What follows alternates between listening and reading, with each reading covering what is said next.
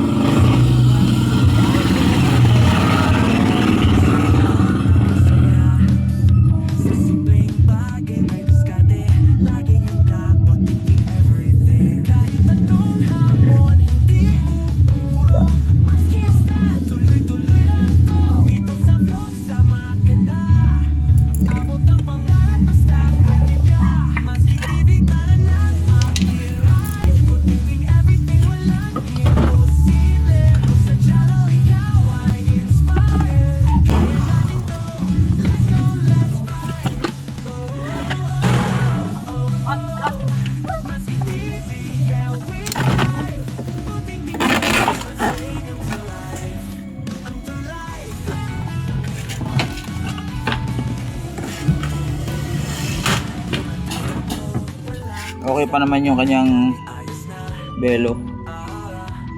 Yan. Palta natin pa.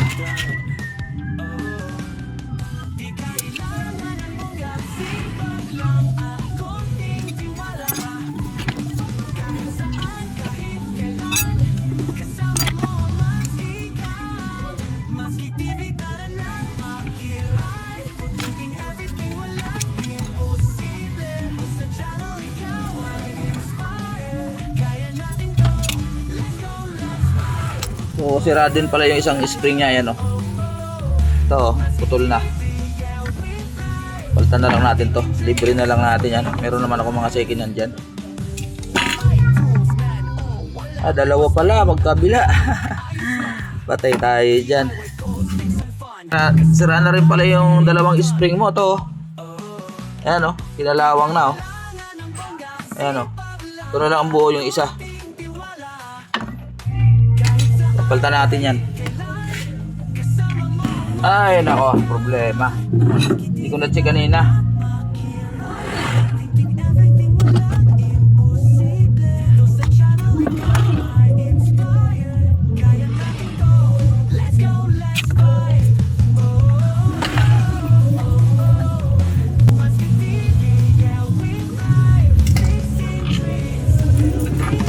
Ubos lahat.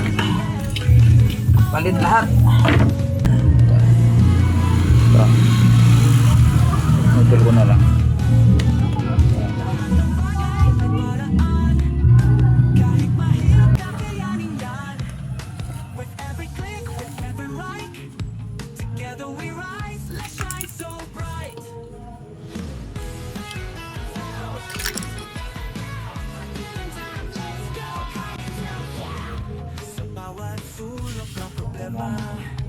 Merong sagot na kay saya.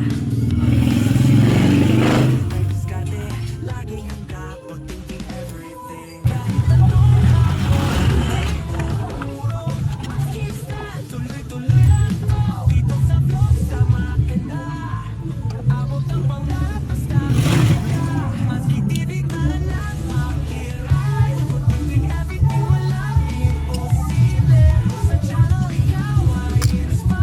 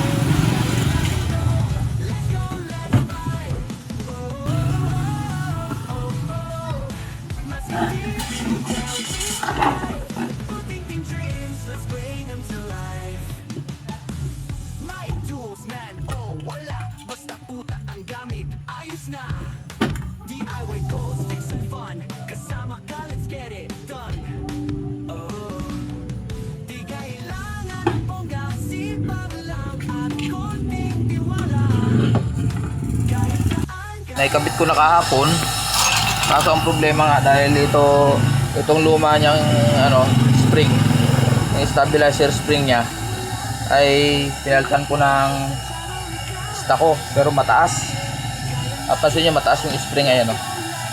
Ayan o. So babawasan ko to dahil sasayad dun sa cover yung yung pinakantab niya. So ito yung isa ay babawasan ko na to. Babalik ko na lang yung goma. Papasok ko na lang yung goma.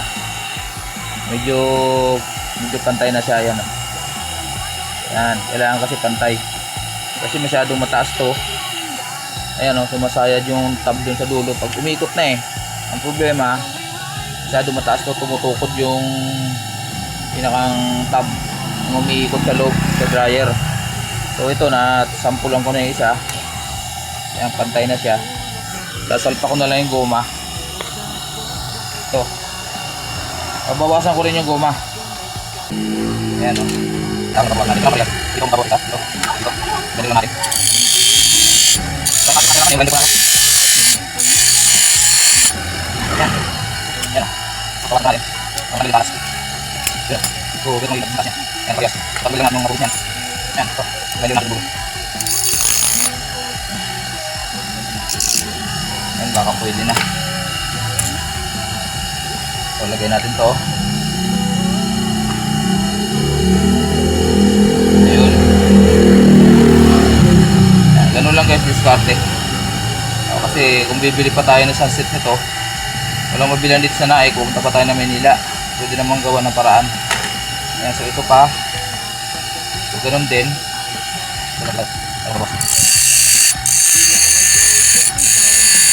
Ayan, kulang ako.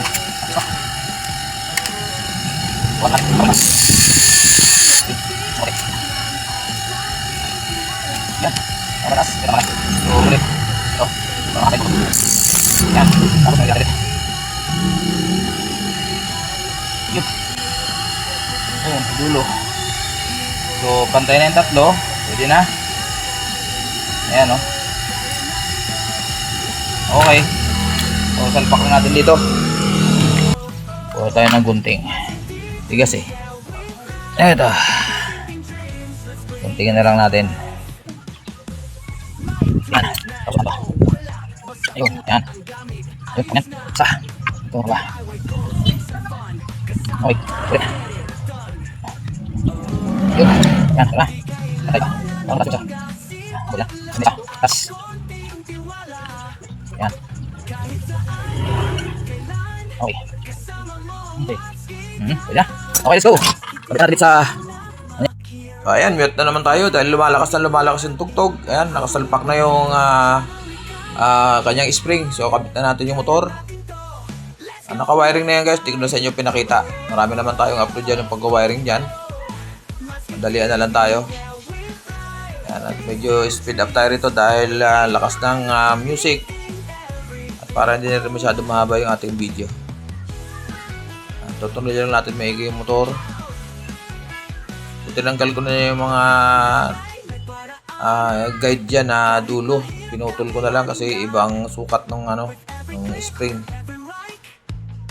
So yan. So yan yung kanyang wiring guys. Marami naman tayong mga upload tungkol dyan sa pag-wiring yan. Simple lang naman yan dahil lang yan. Spin dryer lang yan. So tatlong wire lang sa motor. Dalawa doon galing sa timer. Tapos syempre yung kulay green tsaka gray papunta sa capacitor, tapos yung common papunta sa isang line 1 ng power cord, tapos yung isang line 2 papunta naman sa isang wire ng timer, tapos babalik dun sa capacitor. Ayun, sa tingan, up, bigyan natin.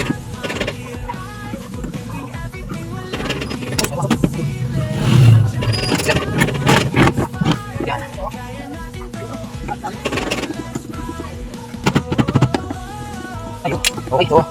Yan natin. Ikan natin. Ikan natin. Ikan natin. Yan natin. Ikan natin.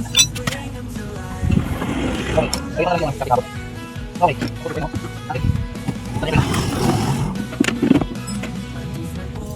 Okay. Balutan lang natin to guys. Naisalpak na natin yung mga ano sa loob. Ito lang ang babalutin natin. Yan. Teka lang ito. Yan, isang to.